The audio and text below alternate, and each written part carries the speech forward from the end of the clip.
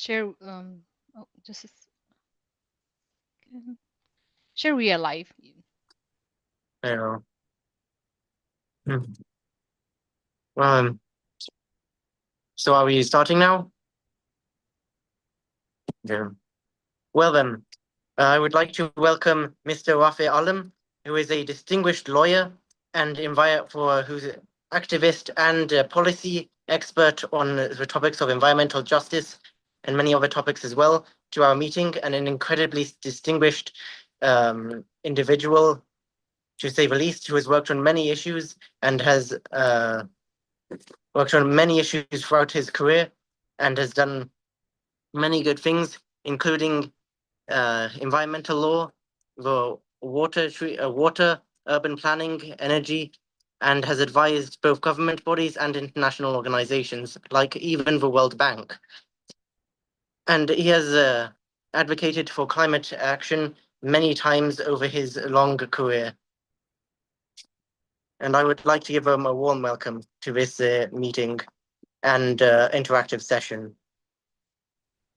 Well, thank you so much, Sher, for that very generous introduction. I do appreciate it. And thank you, Sapan, for organizing this. And it really is a privilege and a pleasure to be able to speak to all of you in this interactive session and learn about your experiences as well, and maybe share a bit of mine.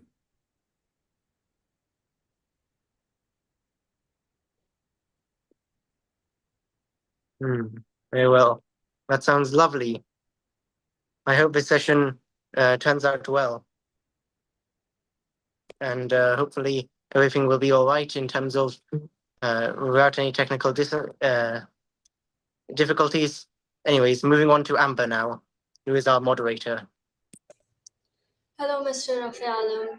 I would ask you to first talk maybe a little bit about yourself, about what you do, and then we'll open up the floor to questions from everyone, if that's all right with you.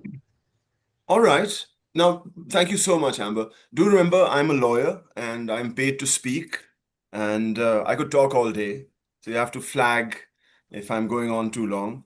But I want to be brief. I'm an environment lawyer based in Lahore, Pakistan. Um, I have a sort of interesting family partition history, which connects me to Delhi, to friends there, and gives me a sort of South Asian perspective, which is what I wanted to speak about. Um, while I live in Lahore, I was born in Lahore. I don't really identify as a Pakistani as such because both my parents were not born in Lahore or indeed Pakistan. My father was born before partition in India, and my mother was not born in the region at all. And so my grandparents, again, were not situated anywhere in the area that is now Pakistan before partition. So I'm a Lahori of sorts. And while identifying with the city of Lahore, was very attracted to its history, its deep cultural complexities, its multicultural past, for well over 1,000 years that I love to explore. And this side of my library is my Lahore section, actually. And it was actually through discovering more about the city of Lahore and its history that I became interested as a lawyer about the types of legal mechanisms that could be used to protect a city and its heritage, and became active in a campaign many years ago, in 2005, against the cutting of trees to widen a road. That this long, long story that we see in so many South Asian cities is how urbanism destroys whatever little natural environment exists in our cities. And through that, I actually discovered something called environment law.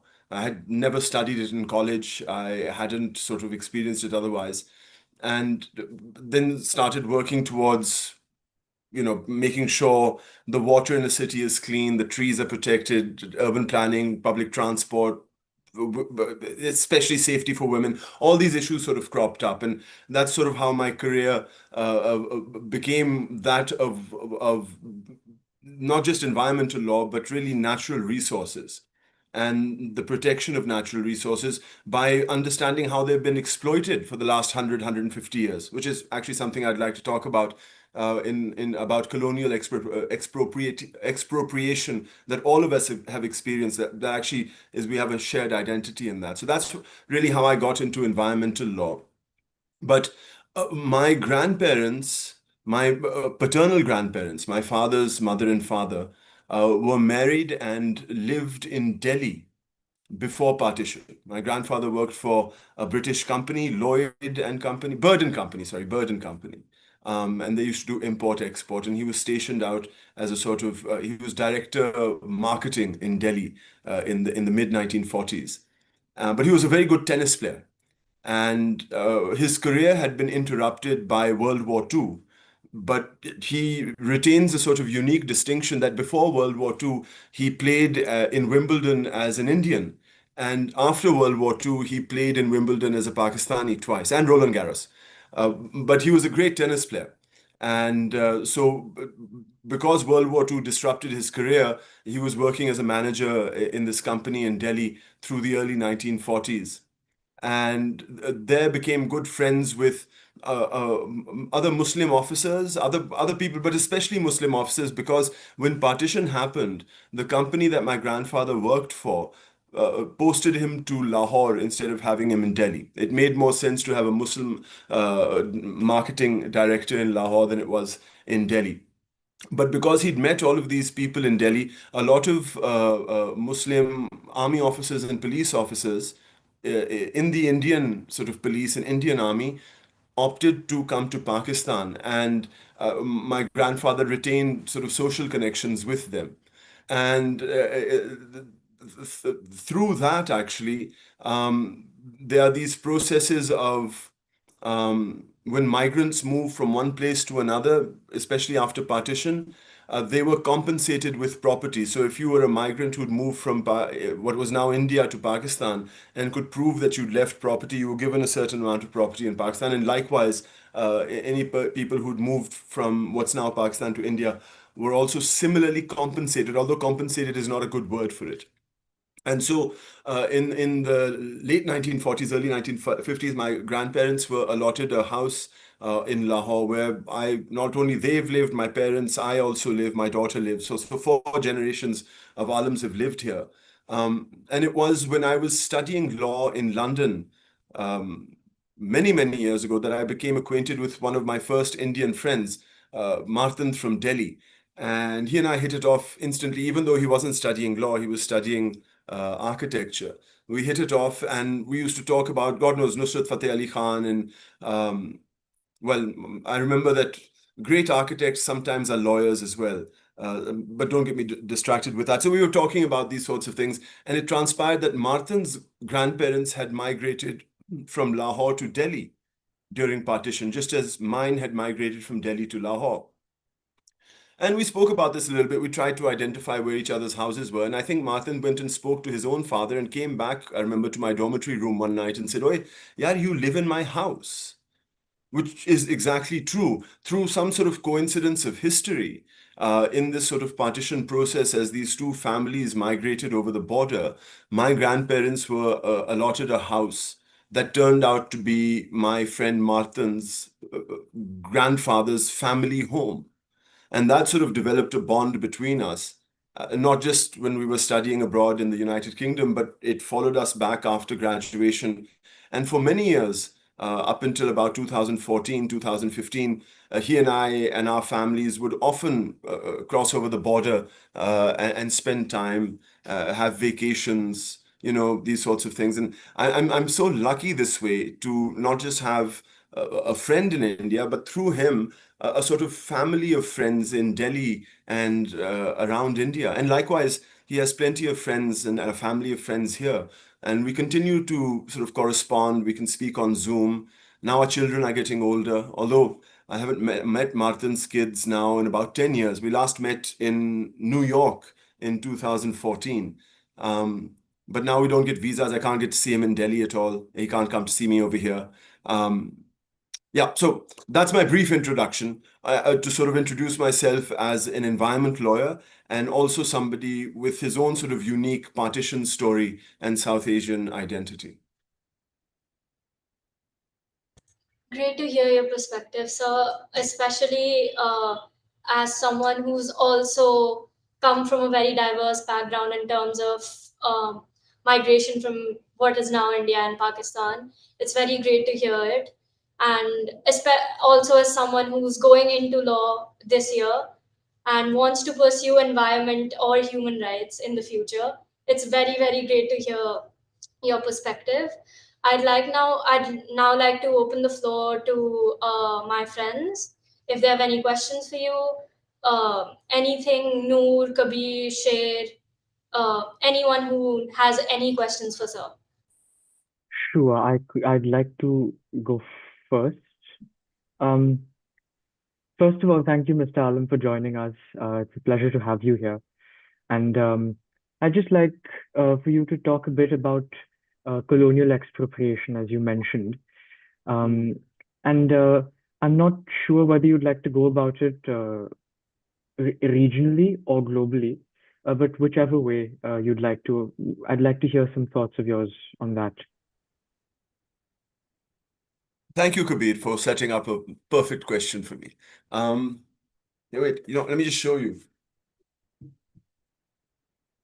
I've just finished Amitav Ghosh's book, Smoke and Ashes, about the opium trade. And I have to say, I've been very impacted by his work on climate change and colonialism, right? There are others as well, fantastic. And recently, Thomas Piketty, who wrote Capital about 10 years ago, has recently come out, I think last week, with a paper on colonial expropriation as well.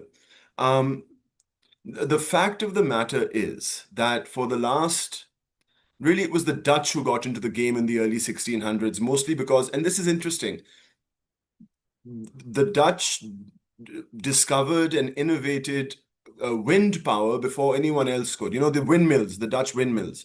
And they were used in industry. They were used actually, amongst other things, from like milling wheat and things like that. They were used as in sawmills to cut wood.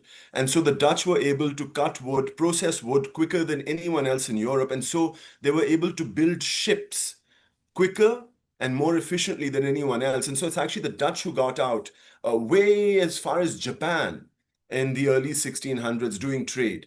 And then other European countries followed suit as well, bringing back to Europe scarce resources like nutmegs, like pepper and other spices, things like the blue paint that, the Dutch blue paint is actually from Japan, all sorts of techniques, technologies, herbs, spices were brought back to Europe this way for incredible profit. And it was the Dutch actually to reduce the risk of loss that invented the Dutch East India Company, the first actual company itself. And companies are often identified with capitalism and neo-capitalism. So it's important to know that it was the early Dutch colonialists doing trade in Asia and in Africa that invented this capitalist tool. So capitalism and colonialism historically are like handmaidens. They come together. And then, the Dutch lose control because the other white people find trade in the Americas. The Dutch set up New Amsterdam, which is subsequently taken over by the English, so it becomes New York. It became a great trading capital for beaver fur and timber in the States. So by this time, you have European countries trading throughout the world. Now, trading, I have to explain. Trading and commerce is something that human beings have been doing since time immemorial. You want something, I have something, you have something of value, I have something of value. We can negotiate a barter, right? That's commerce. That's how business has been done since time immemorial. But a lot of these European countries going to Far East Asia, going to India, going to Africa, sought resources from them on the basis of monopoly. It was actually the Dutch East India Company that sought a monopoly on the nutmeg, which was produced in a few islands in Indonesia. And the nutmeg was so valuable, actually, in Europe at that time that only a handful of nutmegs could have bought you a home, for example. So there was a huge rush for nutmeg. Similarly, there was a rush for peppers and other things as well. And at one point, even black pepper used to cost more than gold per kilo in Europe. So, I mean, just to give you a sense of how scarce these resources were and the immense demand there was in Europe for them, that saw colonial traders in Africa, in Far East Asia, in India, South Asia, seeking monopolization, which was resisted because these small entities, not even small in some cases, the Arabs were doing trade throughout Eastern Africa and Far East Asia, so were the Japanese. These communities had been doing trade and commerce historically with each other and for quite a bit of profit, and resisted the idea of a European monopoly on any of their commodities. It's odd that when we study economics, we're told that monopolies are bad, but the first monopolies that were sought in our part of the world were by the same people who tell us monopolies are evil. Anyhow, because the Indonesian islanders denied the Dutch monopoly of the nutmeg, the Dutch systematically in 1628 carried out the first modern genocide. They killed 30,000 people in the name of trade. And similarly, you can, and then, immense wealth being generated by these monopolies in trade as well, not just by the Dutch, for instance, in nutmeg in Indonesia, but who is it in the Congo? You have the other European country where Antwerp, what is it, Belgium. Belgium was ruled over the Congo, and they had a monopoly on gold and gold extraction. The horrific stories you hear of how King Leopold would extract the most vicious of penalties from people who couldn't meet their daily sort of gold mining requirements from the indigenous populations. These incredibly evil things that were done in the name of trade and in the name of profit. And it's in these ways. I can give you another example with opium and England. I mean, England made an immense amount of money selling opium to China, even though the Chinese emperor detested the fact that its population was becoming addicted to opium. The Chinese emperor went as far as to write to the British monarch requesting Queen Victoria to stop the trade of opium to China, to which European traders actually declared war for the freedom of trade. And so one of the first sort of drug cartels, as Amitav Ghosh calls them, was the British Empire. And they made immense amounts of money with this sort of monopolistic trade that they would not only extract, but also demand from countries that are now in the global south. And the immense amount of wealth that has been generated, not just by these colonial experiments, but by the capitalist instruments that assist them. The thing like a company, for example, that separates, they tell you a company separates risk from investors. So you can put your money into a company, and if the company doesn't do bad, you don't lose your money. That's what you're told. But in effect, well, no, not in effect, in history, companies have been used as armed forces to extract wealth and resources from poorer countries. And so colonialism has sort of shaped our modern world in many ways. It's given us a global north and a global south.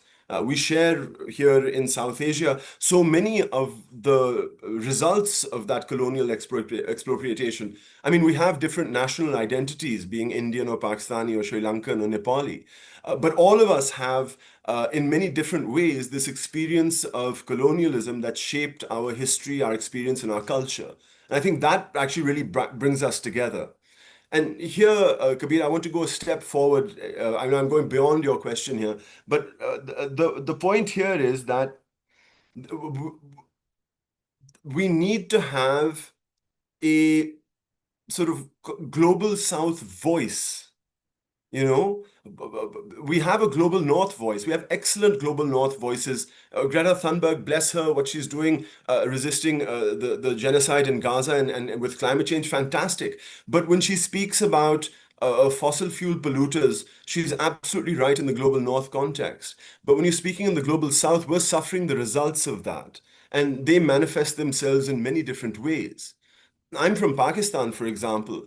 We don't produce many greenhouse gases, so I can't point to a Shell or to a fossil fuel company in Pakistan and say you're doing wrong.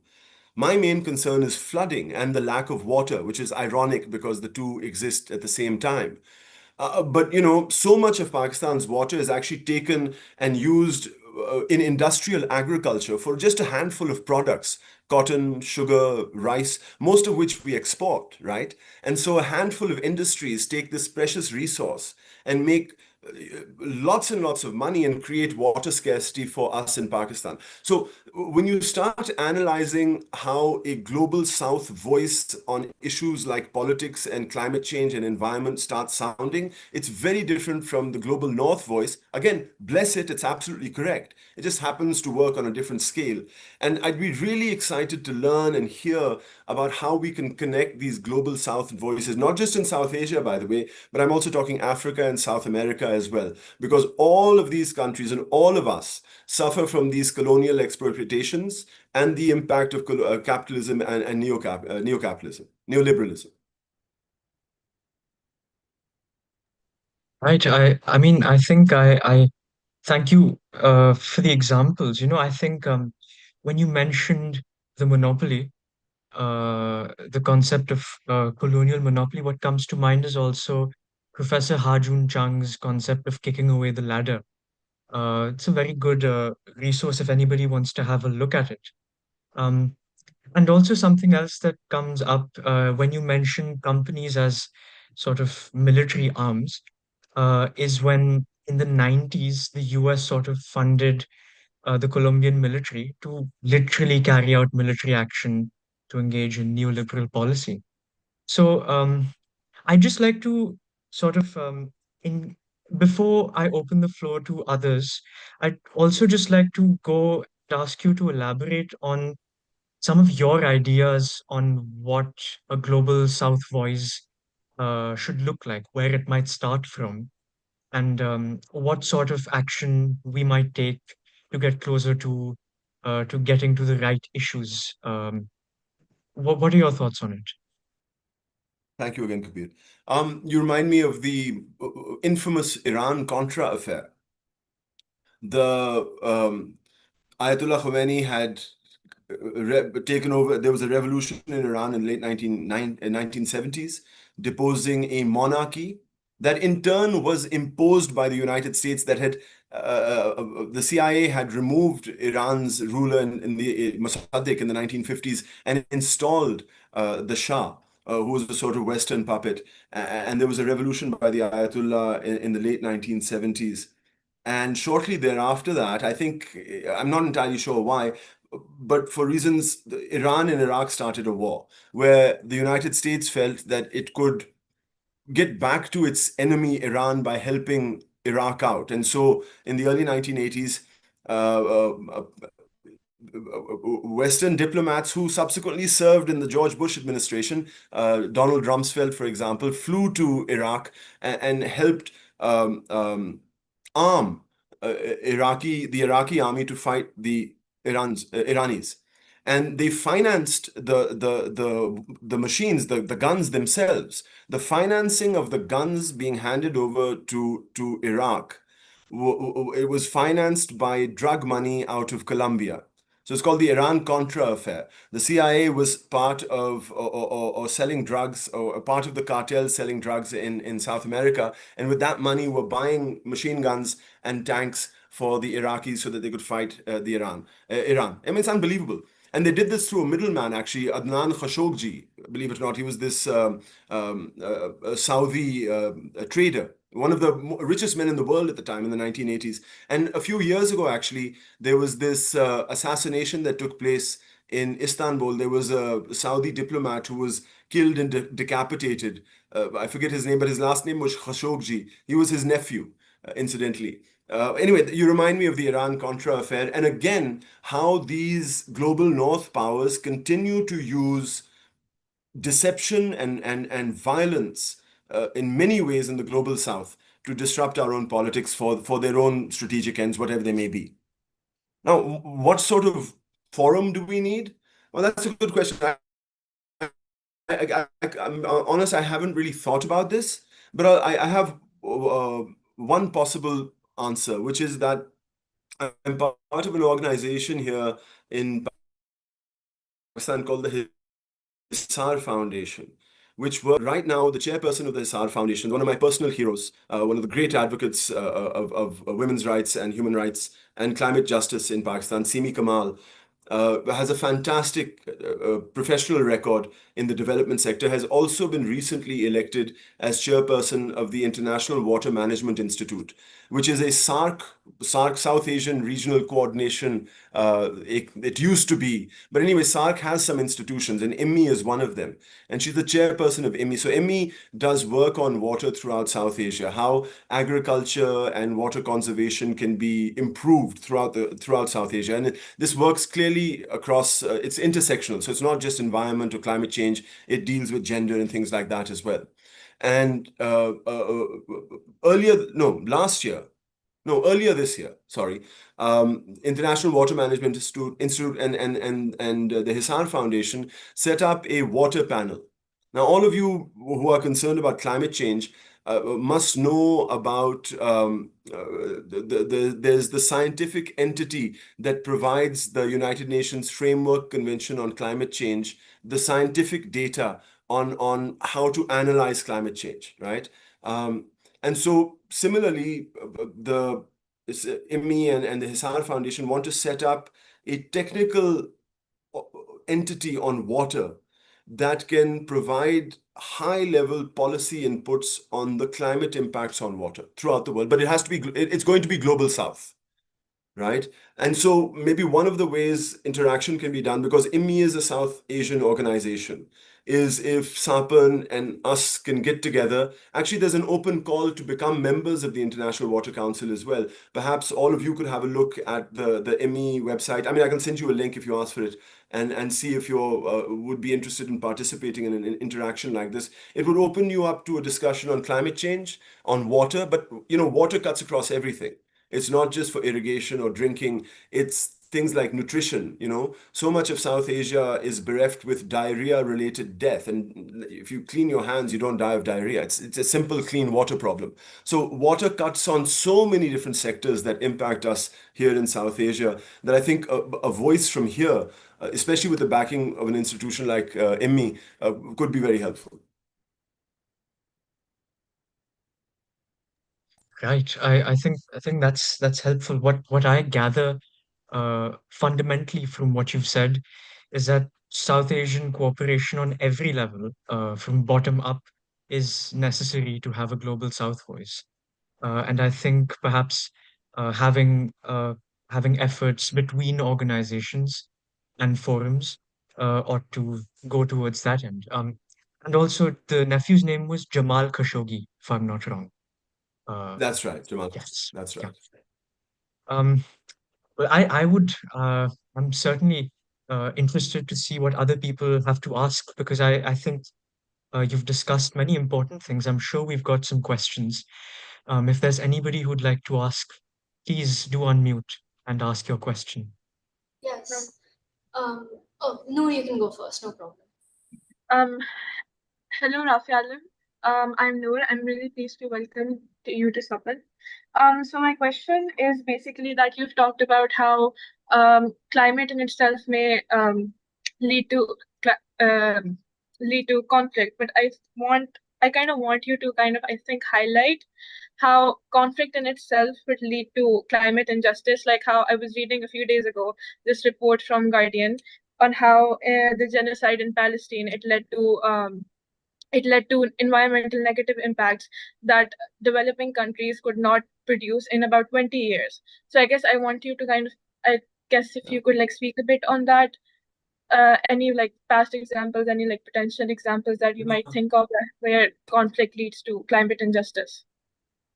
Well, thank you, Noor, for that. I've seen here and there some stuff about conflict and climate change. I can't promise you a comprehensive answer, but there is nothing good about armed conflict, morally or for the environment. Please, there is nothing good about it. So, I mean, in one way, I could answer very simply and say there's no good thing, but let me elaborate. All of today's armed conflict is fueled literally by fossil fuels. So your tanks, your missiles, your guns, they all contain fossil fuels and will result in greenhouse gas emissions. So any armed conflict related activity is bad for the environment and climate change to begin with. Okay, to begin with. Also, here's the factor: the United States military. I mean, we have these climate change comparisons of which countries pollute the most, right? And so, global north countries, NATO countries, the United States, they're the largest greenhouse gas emitters per year right now. But when you turn to entities, companies and entities that produce greenhouse gases, the United States military is the world's largest greenhouse gas producer. This gives you an idea, and also it's the largest army in the world. So any activity in armed forces will produce greenhouse gases. It's bad for the environment. It's bad for climate change. I haven't seen the report about Gaza. It does concern, well, it's concerned me since the 7th of October because in many ways, climate change is a form of genocide. You know, millions, if not hundreds of millions of people will die because of things like heat waves or floods or droughts and lack of food. And the response to climate change has been through international law. We're seeking to save human civilization from destroying itself by using this thing called international law, which is supposed to work. Well, if it's supposed to work, it should work in a small 5-7 mile length area in Palestine called Gaza. And if it's not working there, it's red alarm bells for the climate world. Because if international law doesn't work for Gaza, it's not going to work for you. And so, yeah, that's one thing that terrifies me about the state of climate coordination in the world, seeing the conflict in Gaza. There is, believe it or not, even though when armed conflict takes place, rules and principles are thrown out the window. All is fair in love and war, as they say. But it's true. So it's difficult to sort of give you sort of principles to apply in a state of armed conflict, because in many ways all the rules are off. But believe it or not, there are things like the Geneva Conventions and various international laws and protocols on armed conflict and how to carry out armed conflict. Importantly, in armed conflict, you cannot use any type of force which is disproportionate. You cannot use any type of force that can't discriminate between civilian and armed conflict personnel, right? Even though we think that in armed conflict, you're supposed to be fighting the army. And you have to do your best not to try and avoid civilians. And not just civilians, but installations and facilities that provide civilians important things. So you can't take action, for example, against dams. It's disproportionate and it's a war crime, therefore. I believe at the same time, then the use of nuclear arms would be disproportionate. And it would be an act not just of it would be a war crime. So to answer your sort of question poorly, there is nothing in armed conflict that sits well with the idea of climate justice. All of it is injustice. And we have to understand that if you, oh my goodness, you want to get me into some of the sort of, I don't want to go into trying to understand why this is happening, but in many ways it's resource extraction. There are countries and entities seeking to extract resources and are willing to kill other human beings against the rules that we've evolved in the last 150 years. And it's infuriating to me that we waste our time and our money and our resources, especially in South Asia, when we have so many intelligent, brilliant people who could be doing so many more intelligent things, protecting us from dirty water or heat waves, rather than using science to kill us. Thank you so much for answering that. I guess I would like to, I don't know if this is another question or if it could be like a concluding thing, but I guess what really comes to my mind right now is that the first world countries, the ones that are actively forming environmental policy? Do they even really care about environment as a primary focus if they at the same time produce warfare and sell and buy warheads? So I guess that begs the question here. So I I guess think it's very anyone else, clear. Yeah. yeah. So anyone can ask their questions. Thank you. Thank you, Yes. Noor. Thank you, Noor. So I'd like to ask a question from a personal perspective as well.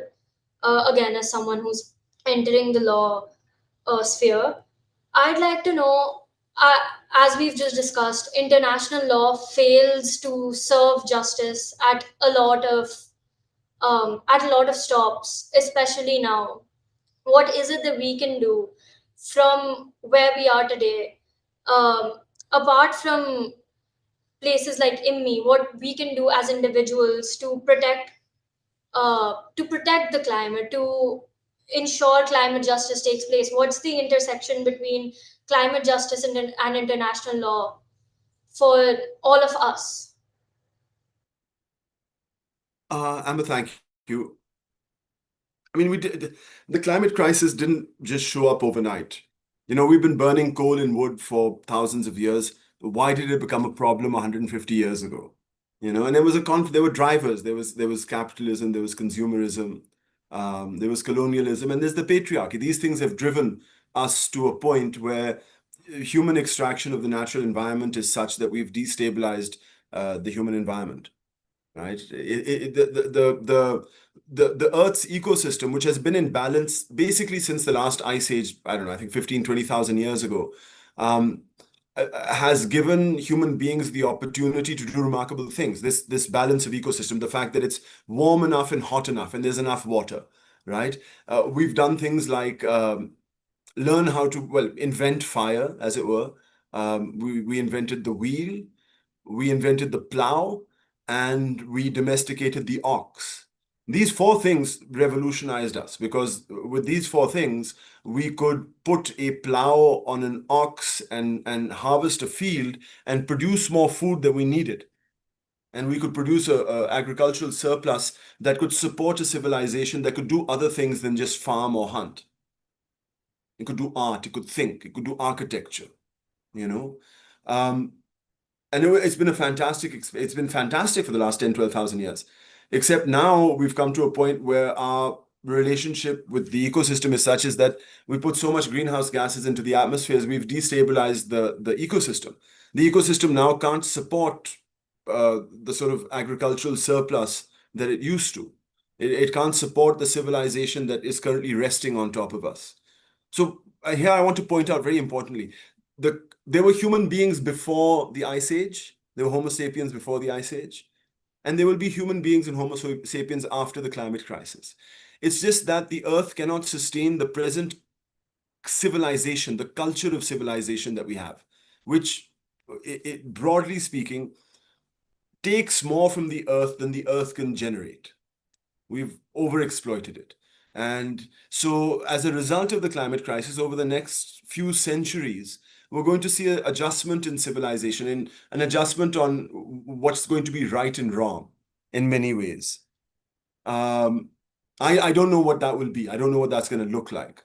But I'll tell you one thing, that in order to survive what's going to happen, the most important thing we're going to need is to be able to identify the humanity in each other, because we live in a digital world where even though we've never met each other, we can look at each other and talk to each other and think we know each other and cancel each other, which in many ways, in many times may be deserved, but a lot of times lacks the empathy that we need to survive the future, to continue to identify in the humanity of other people. The fact that they are, let me give you an example. There were massive floods in Pakistan in 2022. Over 30 million Pakistanis were impacted, 10 million were made homeless. There was a 100-kilometer lake that was produced out of rainfall, which was 400 to 800% more than average monthly values, that fell in a small place over a couple of weekends, right? That wasn't a natural occurrence. There's a study from Imperial College London that says at least 50% of the intensity of that rainfall was caused by the 1.1, 1.2 degrees centigrade global warming we've experienced since the Industrial Revolution. So the people in Pakistan who were actually impacted by a man-made event. It wasn't a natural disaster. And there needs to be an immense amount of empathy in the people of the global north to realize that what they are doing now and historically is impacting people like us. That requires them to have a empathy and identity of our humanity. And we need to do it as well. We also do it. I can give you examples of how we do it as well, but this is how it needs to work out. Now, what do we do in the face of the climate crisis, as you said, as individuals? All right. Well, we need to reduce our reliance on fossil fuels. We need to address the current system of economics that allows for the unaccountable expropriation of natural resources and the exploitation of human labor for the profit of a few and the generation of poverty for the rest. We need to address that. We need to address how capitalism and patriarchy have fed into this system of exploitation and have created this world of consumerism where 10% of the richest people on earth consume over 50% of its resources. I mean, you can't blame a poor person in Bihar or in Sangar in Sindh for the climate crisis because they have nothing to do with it. It's the billionaires who shoot themselves up in 7-minute sort of flights to see the space that are the ones that are consuming this. And they're all tied into that capitalism, colonialism, and patriarchy in many ways. So what can you do as an individual for the drivers of climate change? Amber, I'm sorry, not much. I mean, at most, what you can do is you can stop eating meat, you can stop driving a car and start cycling to work. I mean, on a personal perspective. But we need to change society. We need to change how we think about ourselves. And for that, you need social and political action. You need networks, you need to think beyond the individual. And that goes back to empathy as well. It's what's going to work. We need a social and political movement, and a South Asian voice that could crystallize it would be fantastic.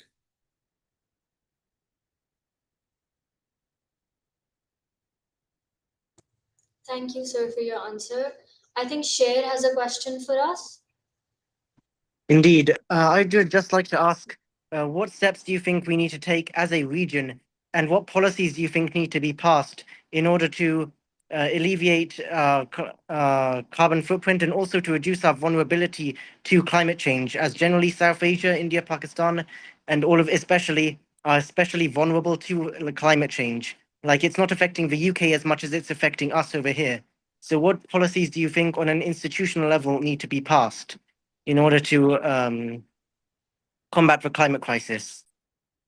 Sher, we live in a South Asia where India and Pakistan are not talking to each other, where Pakistan and Kabul have a very fraught relationship because of a 25-year-old conflict called the War on Terror. Nepal and India have intractable problems. A lot of them are related to water and energy and some form of India's own colonialism. Bangladesh, Sri Lanka, we all, I mean, as a region, have political problems that, I mean, you wish we could speak about, or we could speak about them, but we are not. The politics is such that we can't.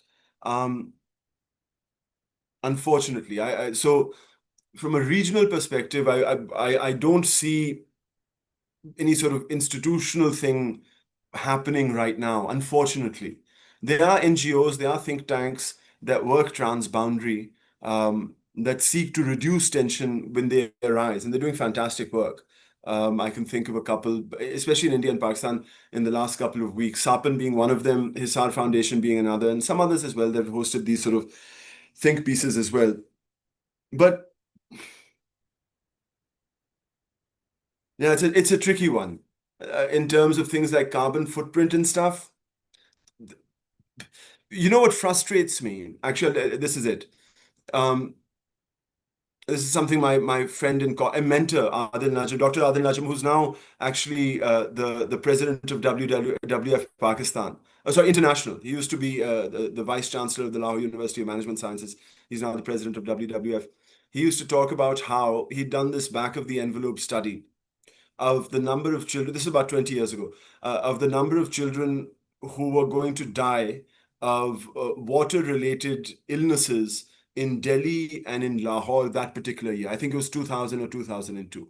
And you have the data now. So every year the hospitals produce and the government generates data of how many kids under 5 and 10 have died because of cholera and things like that. So you can generate that data. And they found that the number of kids who had died in 1 year in Delhi and in Lahore and in Bombay and Karachi in 1 year were more than the number of people killed in all the armed conflict between India and Pakistan since partition till that date. And the frustrating thing, Adil Najam says, is that they know exactly what to do to clean the water.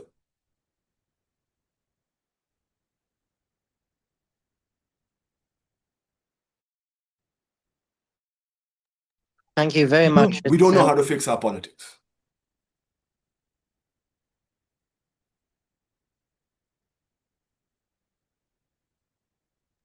yeah. Mr. Alam, I think before asking anybody else to ask a question, I'd just like to, Kabir, I'll just go yeah, back to Amber, and then there are a couple of other hands, just please, to please, please. give a space back to the moderator. Amber. I'm unable to see any hands raised at the moment. But if anyone has any questions for Mr. Alam, please go ahead. Whether in the chat box or if you want to speak, either is fine.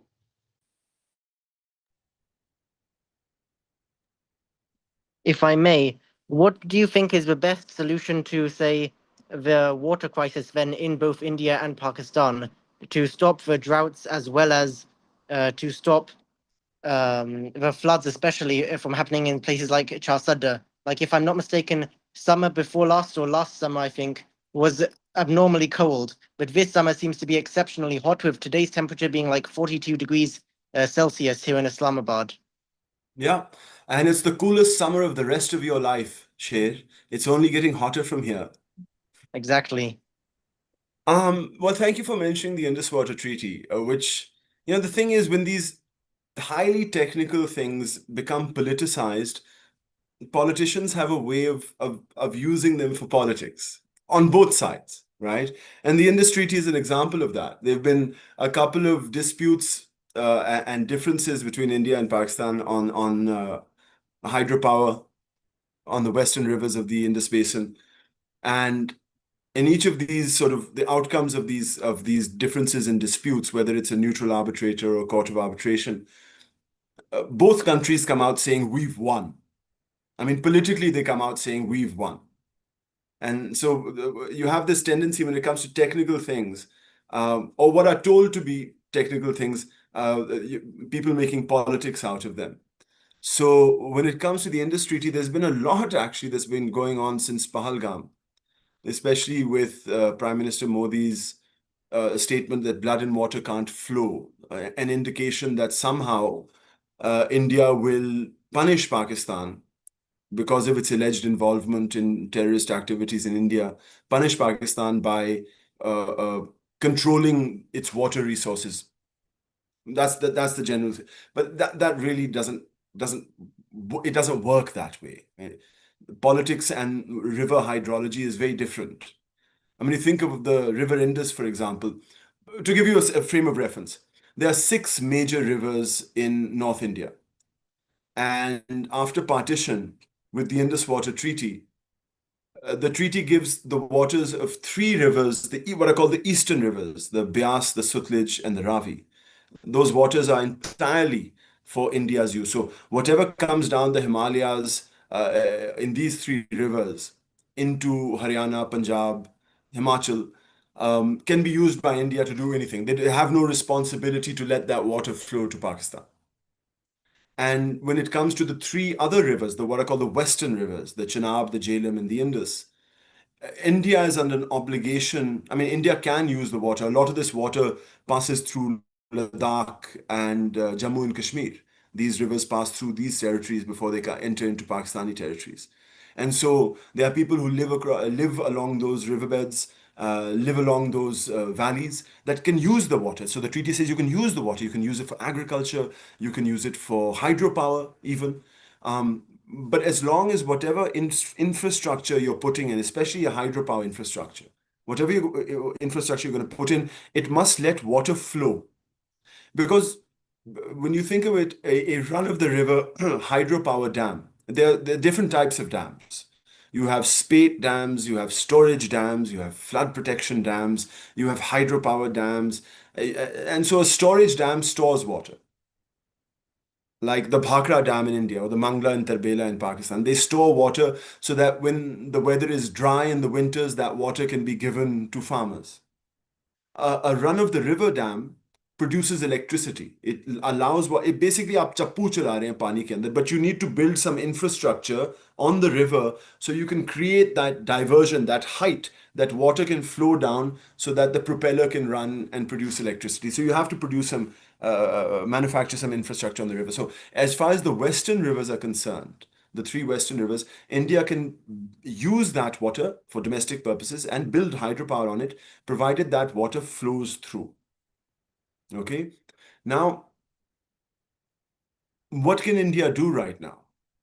Right?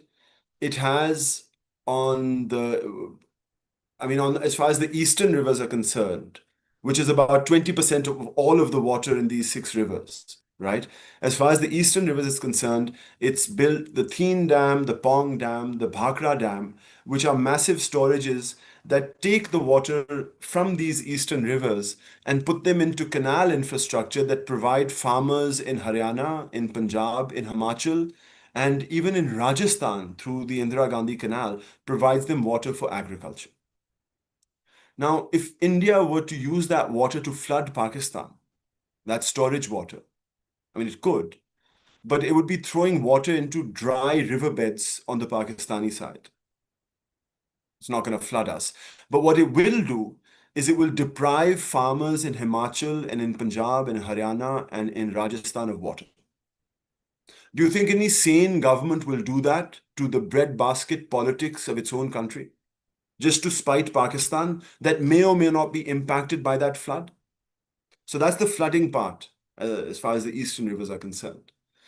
When you come to the western rivers, the rivers that India must allow water to flow through, where the idea is that India will build dams and stop this water. Build a dam, it'll take you 10 years, cost you $10 billion, and build a dam in Ladakh on the Indus. Build a storage dam there. Imagine building a storage dam in Ladakh, some of the most difficult territory in the world. You'll have a huge storage dam, 2 million acre feet. What's that water for? Can you do agriculture in Ladakh? Are there that many people there that need 3 million acre feet of water? Are you going to spend $10 billion over 10 years to put up a water tub in the northern part of the Himalayas to spite Pakistan? Strategically, it doesn't work. So we have to distill the politics from the reality, really. However, all of this politics, whether it's India and Pakistan, ignores the fact, the important climate fact, that with increasing global temperatures, these Himalayan, Hindu Kush, Karakoram mountain ranges and the glaciers that they have, the third largest concentration of fresh water on the face of the earth after the Arctic and the Antarctic, is this North Pole, that it's going to be devastated by climate change. There was a ICIMOD. ICIMOD is another SARC, South Asian Regional Cooperation entity. It's headquartered out in Kathmandu, and they do research on the HKH glaciers and mountains. They produced these glacier reports. The last one that I read was 2018, and there was another in 2023. They do it every 5 years. But in 2018, they said that if global warming goes to 1.5 degrees centigrade compared to pre-industrial levels, we're talking about 35% of the glaciers melting. And if it goes to 2 degrees centigrade compared to pre-industrial levels, about 60-65% of the glaciers will melt, right? Now, so I have to tell you, in 2024, so the first time global surface temperatures started going beyond 1.5. Now, the way the United Nations and climate change records global temperatures is they take 10-year averages. So every 10 years, they take an average, and that's how they calculate what the global warming is. And right now, we are at 1.2 based on 10-year averages. But I want to mention to you that last year was the first time we hit 1.5. So that 1.2 is going to go to 1.3, 1.4 quickly enough. These glaciers are toast. They're not going to exist in 200 years. And it seems silly that we are fighting over water that, I mean, our problem is not this water and dams. Our problem is existential. And moreover, the Hindu Kush Himalayan Karakoram mountain ranges aren't just for India and Pakistan, they generate the Tibetan plateau. There's a host of transboundary rivers that emerge from this third pole. You've got the Yangtze, you've got the Yellow River, you've got the Mekong, you've got the Brahmaputra, you've got the Ganges, you've got the Amudarya, you've got the Indus. I mean, really, nearly 3 billion people are fed out of the water that come out of these glaciers. And you think the fight is about India and Pakistan? For God's sakes, no, it's not. It's a much larger fight. It's a fight. We need to think beyond the Indus Water Treaty. We need to think on a global range, and maybe, and this is why the Hisar Foundation and IMMI's point on that water council is so important, because we are in many ways the guardians as South Asians of this precious resource. And so a global South voice on how to protect it is so necessary, and it can bleed into so many other things about climate change and environment and food security and things like diarrhea. But beyond that, also colonialism, patriarchy, the Modi government, Pakistan's military establishment, what's happening in democracy in Bangladesh, all of these stories can be woven into a narrative.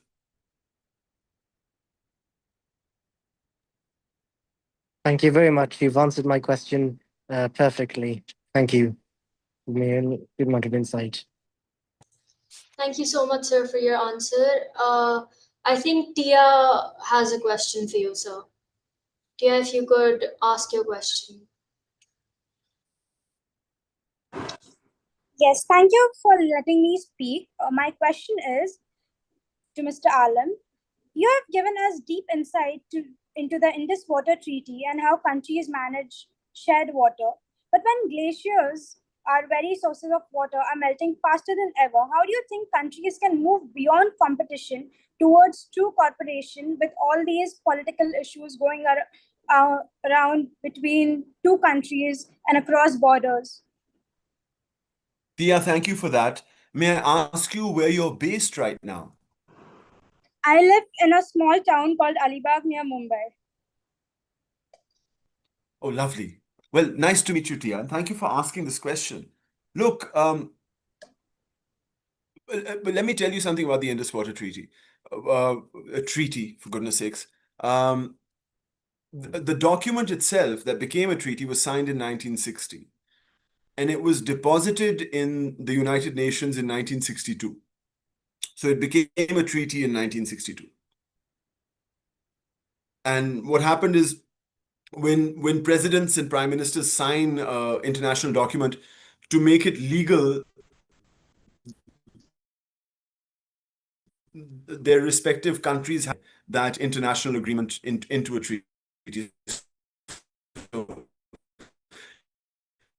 it took about 2 years to do that. But let's not forget that one of the brokers, often considered the third party of the Indus Treaty, was something called the World Bank. World Bank was set up after World War II. It was a form of post-World War II colonial power. So the countries of the global north got together, put their capital into a bank, and started offering it to less developed countries to sort of, and this was an experiment, it's in Europe's development charges because of the bombing and stuff.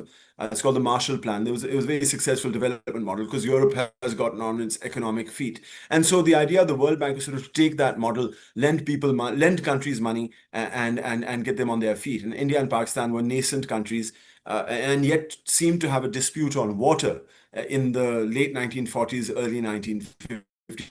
The World Bank emerged right after World War II, late, I think 1951, 1952. And saw a great opportunity. Also, so I'll stop there. The World Bank started in 1951, 1952, right after World War II. Another thing that happened in the United States during between the Great Depression and World War II was something called the Tennessee Valley Authority. So, oh goodness me, I forget the name of the river. It'll come to me in a second. It flows through California and Mexico. But the Tennessee Valley Authority built the Hoover Dam, stored water, produced electricity, and with that stored water, created agriculture in what was known as the Tennessee Valley.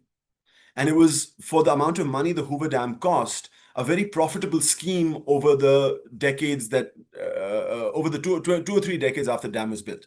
And so one of the things the United States was selling the world after World War II, not just its arms, was also its technology. And one of the technologies it was selling was hydropower development for agriculture, to build large storage dams to make sure your people don't go hungry.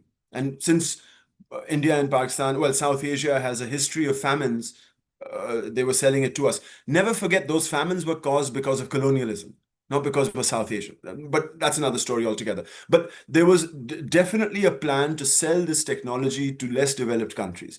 And that and the World Bank's mission joined hand in hand.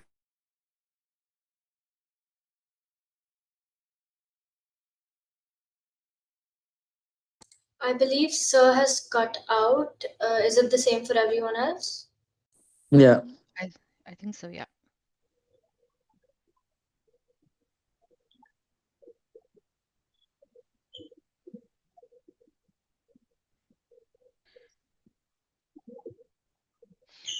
I think Abir, we can, while we are waiting for him, you can have Rani on the floor or Khushi on the floor. Yes, of course. I'd like to ask Miss Khawar Mumtaz to speak on this topic. Miss Khawar Mumtaz, the floor is yours. Oh, thank you. I think this has been extremely insightful and very informative discussion. And the questions asked have been very thoughtful questions also asked by our young participants, which has led to, looking at this whole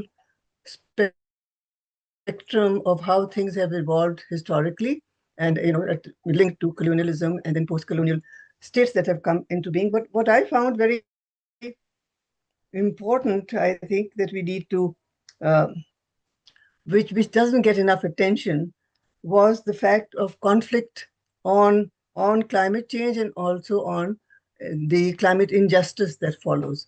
Somehow, when we're talking about climate change, we don't always factor in the impact of conflicts and wars on our natural resources and on climate. Somehow, there's a silence around them. But although now around the globe there are so many conflicts, armed conflicts, that we need to really factor in that damage in our consideration. So I thought that was a very important point that was raised by one of our younger participants and very well responded to by Rafay.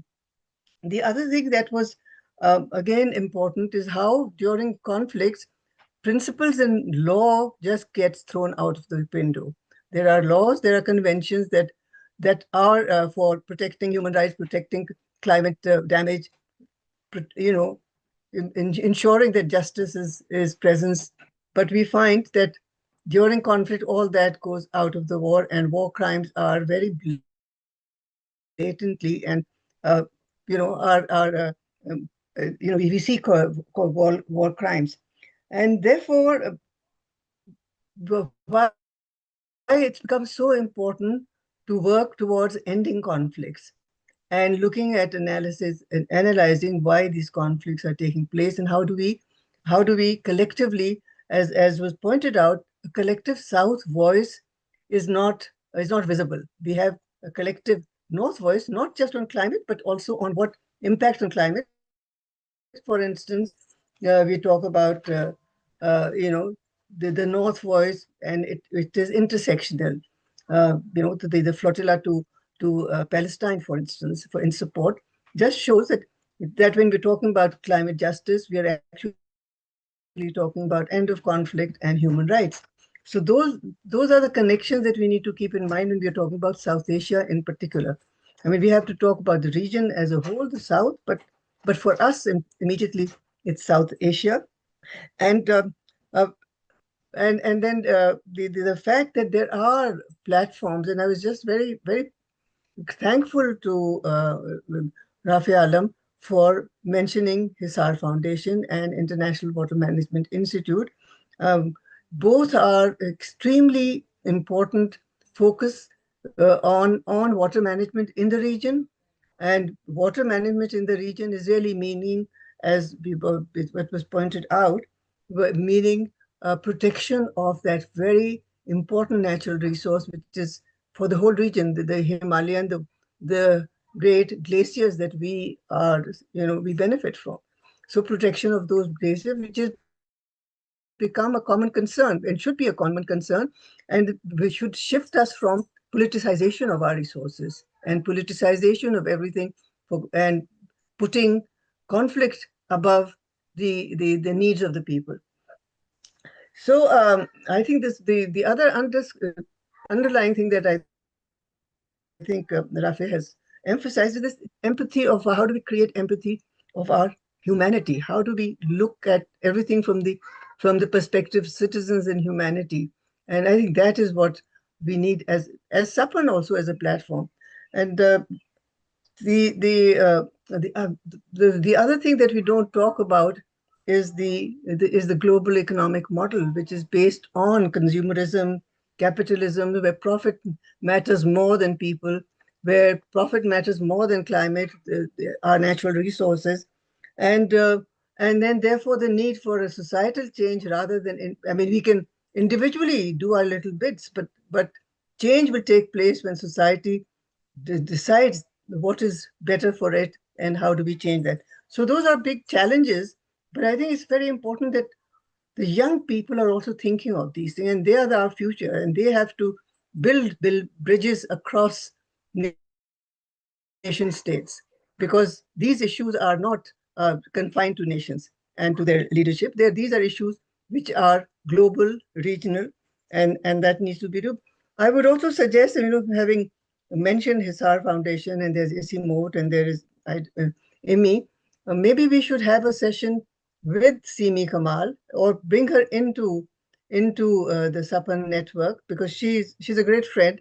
We worked a lot together. She would be, and she's very inspiring. So we should try and get her also into our discussions, because she has a vision, a global vision and a regional vision. So anyway, I think this has been a great discussion, very informative. I must thank Rafi for really, giving us this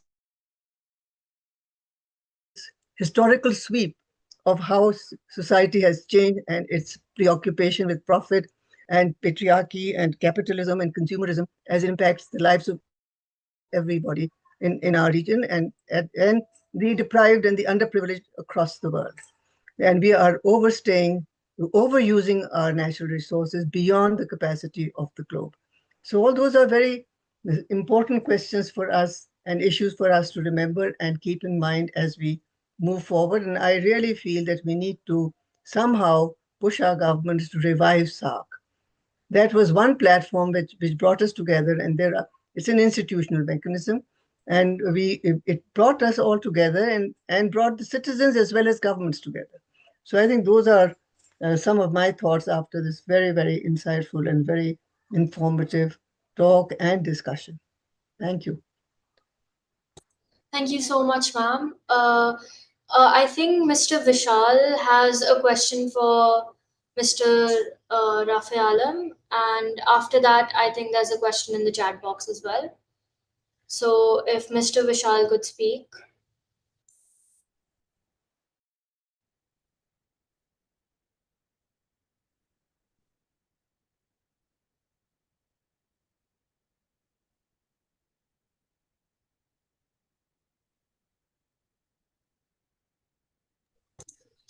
Okay, I believe Is he Mr. there? Vishal is not available. Okay. There's a question in the chat box if Sir would like to answer. This comes from Mayank Chandra. Mr. Alam, considering the escalating water crisis in India, how effective do you believe government-led initiatives like the Namami Gange program and similar projects for the Yamuna have been in addressing the issue? In your view, are these efforts genuinely impactful, or do they fall short in terms of long-term sustainability and community engagement?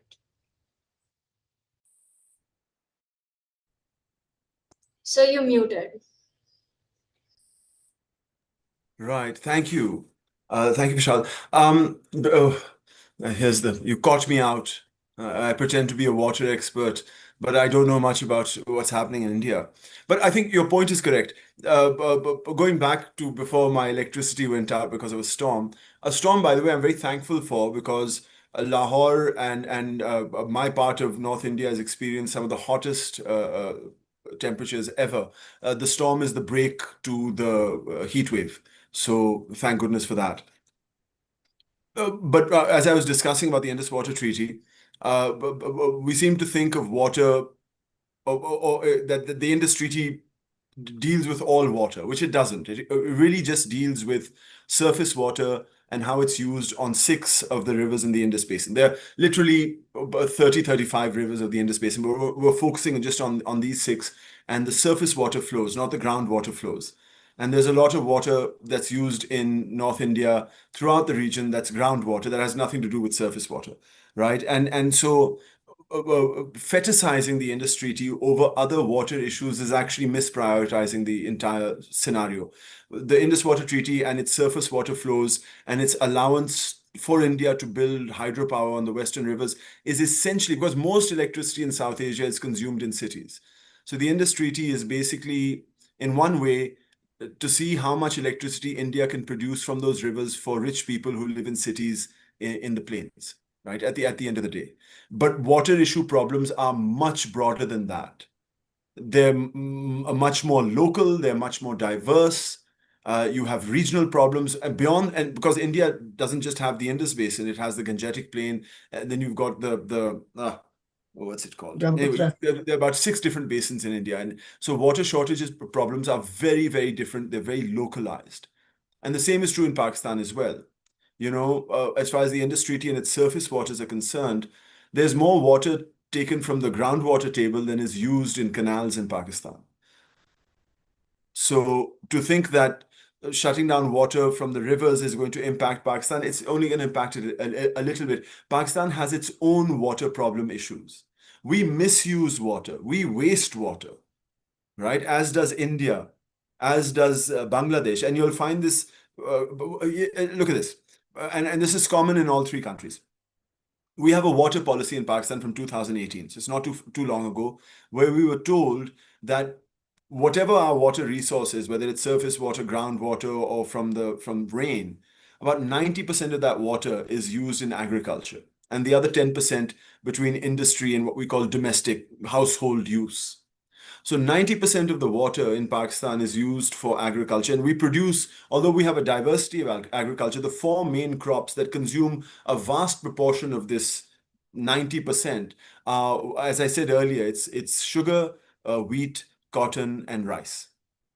So Pakistan exports cotton. It processes it, makes cloth, sends it out. It's the backbone of our economy.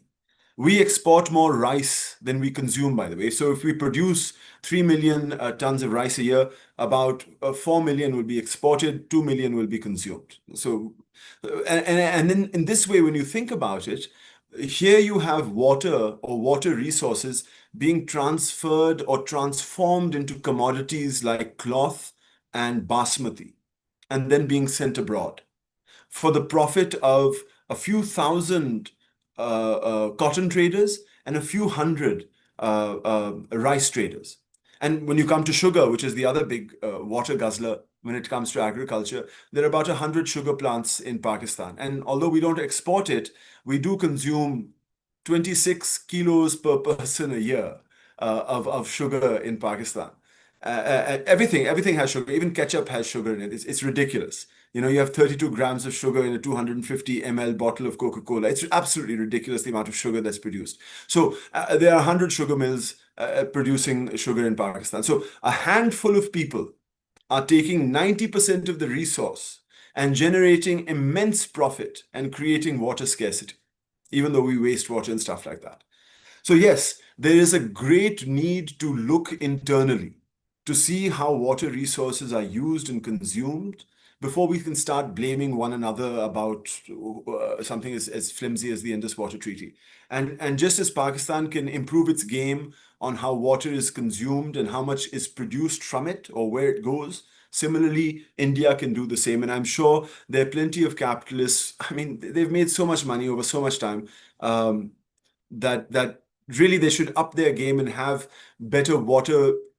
Essentially, these industries, sugar, rice, and cotton, if they were to work with farmers providing them raw resources to improve farmer productivity, if they were to work with the people who provide them raw materials, to educate them, to provide them the resources to use the water to generate more, it would be profitable to everyone and there wouldn't be a water shortage.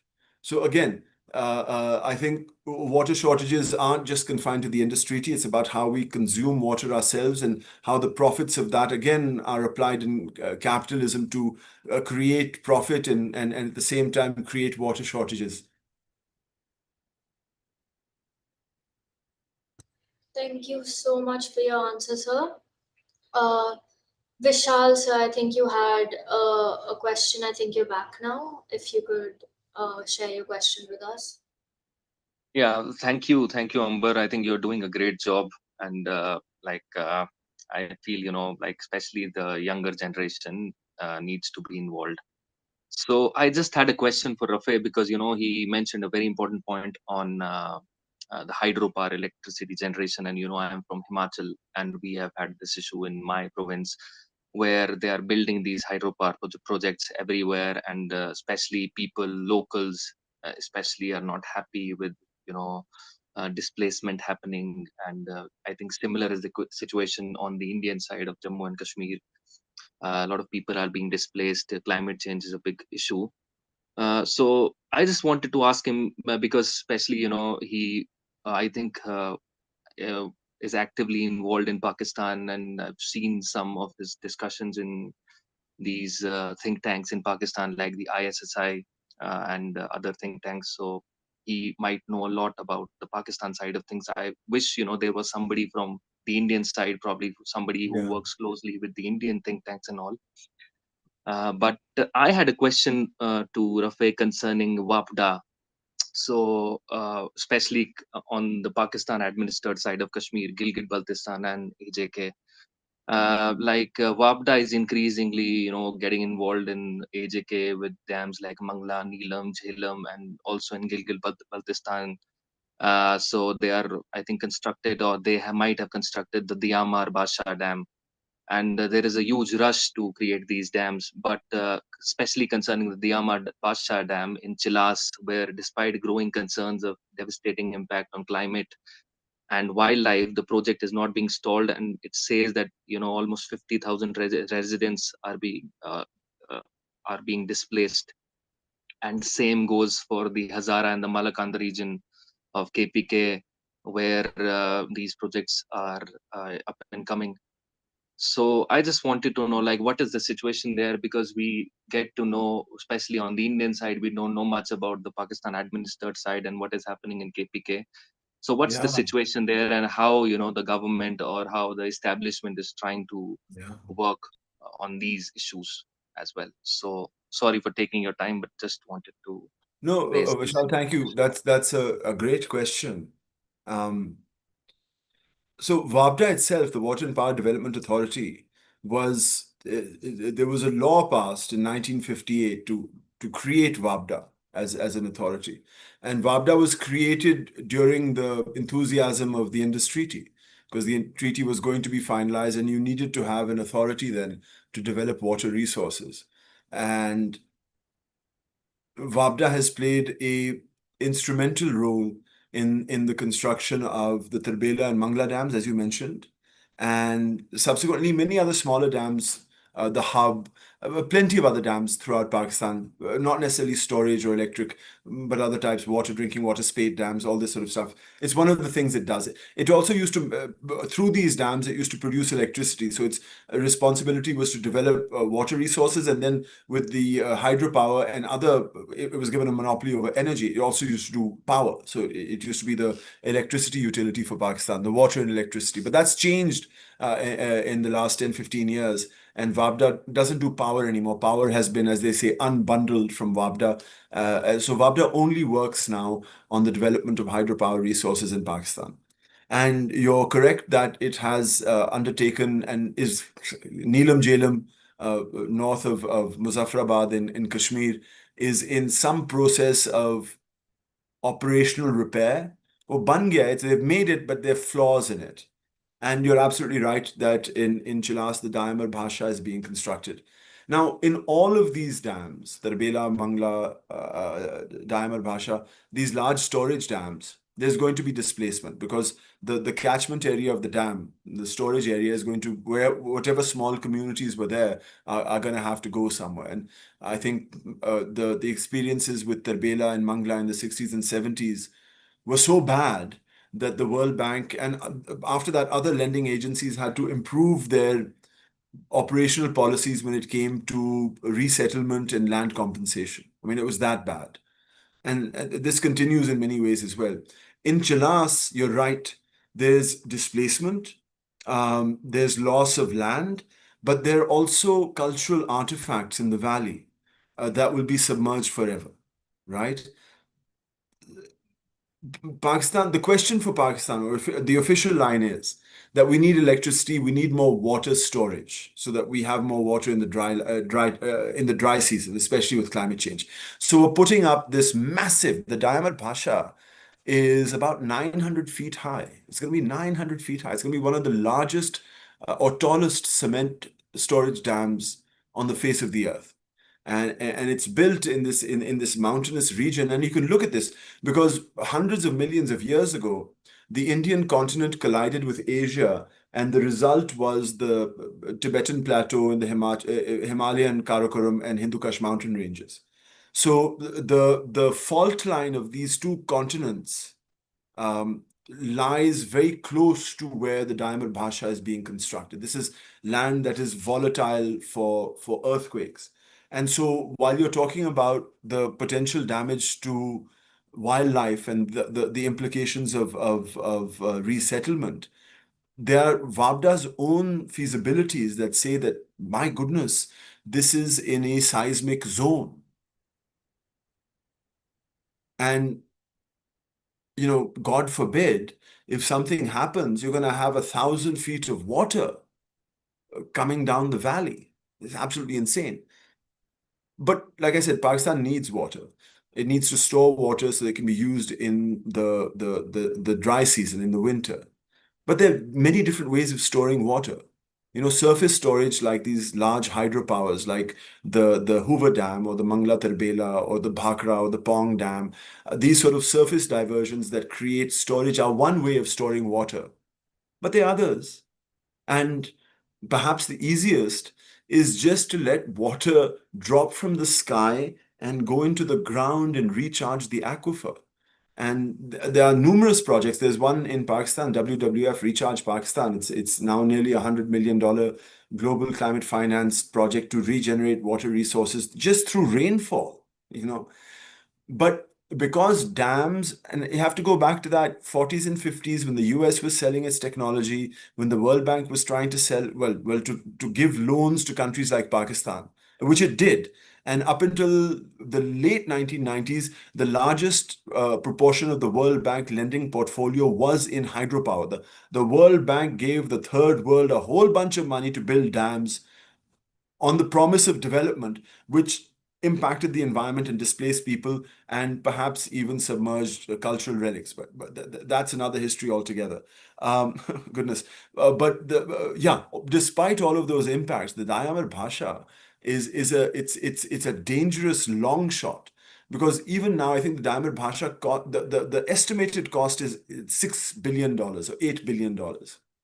And there's a report that came out recently It's like the World Commission on Dams report. It sort of took a look at cost overshoots on hydropower development in the third world.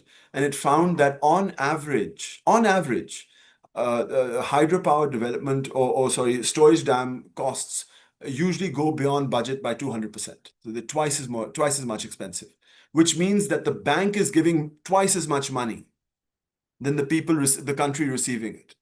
So who is getting a profitable outcome out of all of this? It's the bank. You have to understand it's the bank getting more money out of this. They're going to continue to finance these sorts of things and displace people and say, okay, displacement, if you want money for displacement, here's another $15 million. They're lending you money to build a storage that you could do without spending so much money. It's that colonialism that exists, that capitalist colonialism that exists in our part of the world, that's extracting our resources and taking money from us and giving it to them. It's another example of that, really. And I hope this sort of diversion has given you a bit of insight about what's happening with Dayamar Bhasha. Yes, thank you so much. I think that was very important point you raised, and I also feel that especially this focus on Islamabad and Delhi is also one part of the problem, because we need more cooperative federalism on both sides.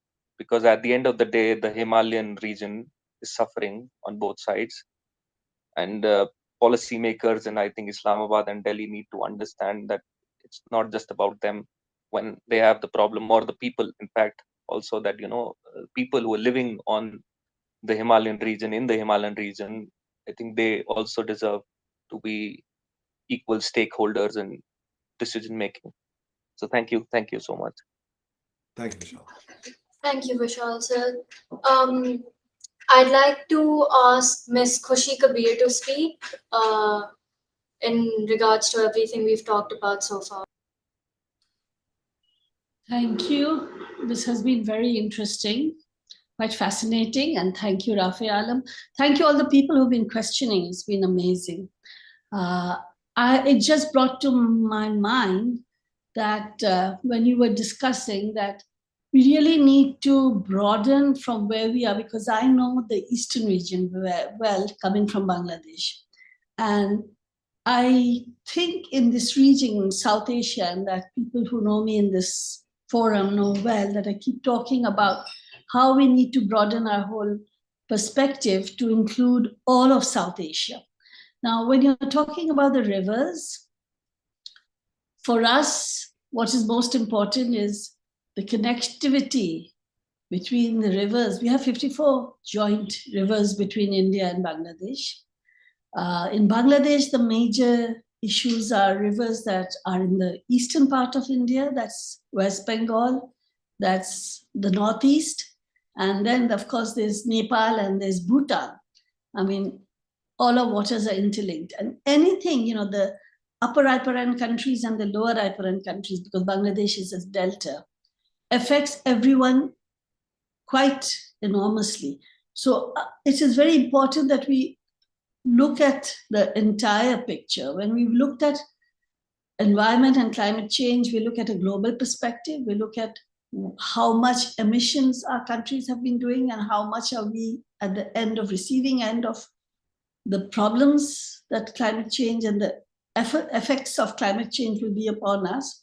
And I think Bangladesh is a prime example, as I'm sure Maldives is, and Sri Lanka, and a lot of the coastal regions in all our countries are.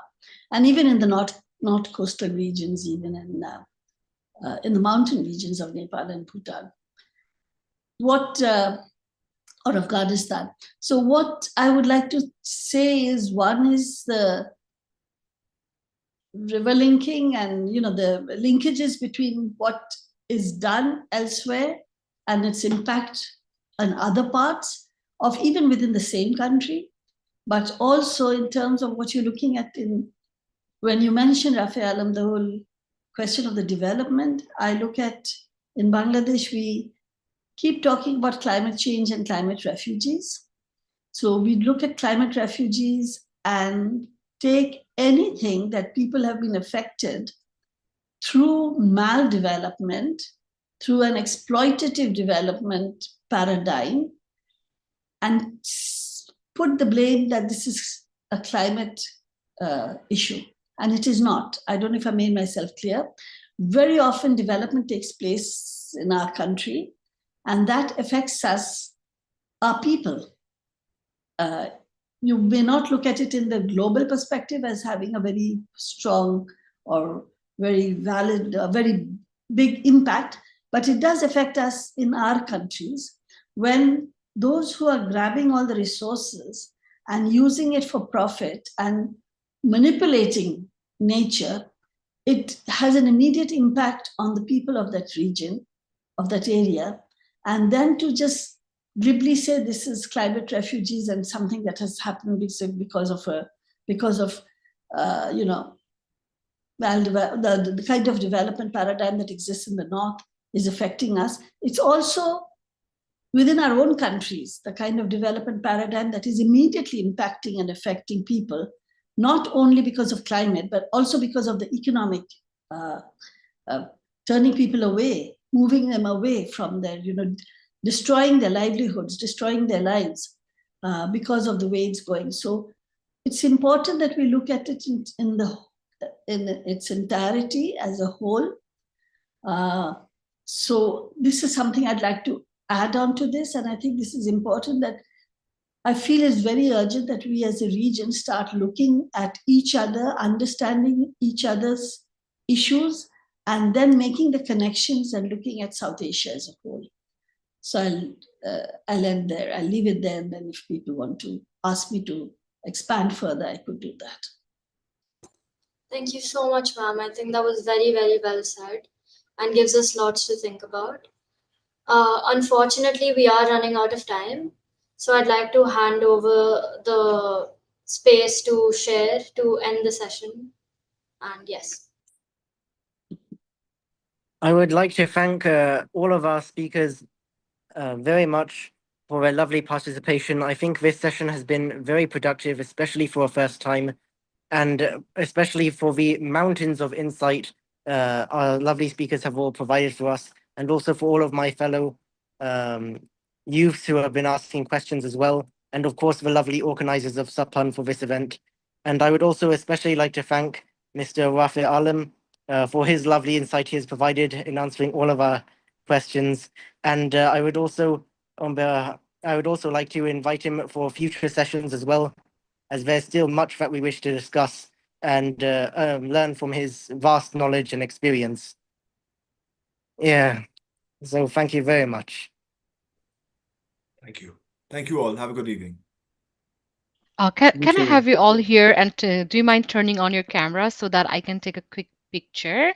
So we have something to share on social media, all the voices. In the meantime, I will just stop the record.